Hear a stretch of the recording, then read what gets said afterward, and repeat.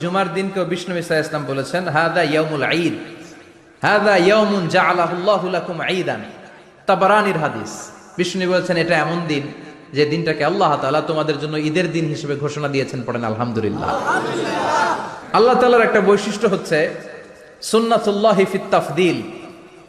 এক এক জিনিসের উপর আল্লাহ এক এক জিনিসকে বৈশিষ্ট্যমণ্ডিত করেন, মর্যাদা দান করেন। ফাদ্দালা জামানান আলা জামান কামা ফাদ্দালা মাকানান আলা মাকান, ইনসানান আলা ইনসান। আল্লাহ ব্যক্তির উপর ব্যক্তিকে প্রাধান্য দেন, আল্লাহ সময়ের উপর সময়কে প্রাধান্য দেন, আল্লাহ স্থানের উপর স্থানকে প্রাধান্য দেন। এটা আল্লাহর সুন্নাত।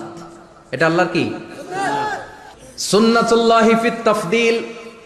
ফাদ্দালা জামানান আলা জামান কামা ফাদ্দালা মাকানান আলা মাকান, ইনসানান আলা ইনসান। পৃথিবীর সব মানুষগুলো এক রকম নয়, এক মর্যাদার নয়, আবার লক্ষাধিক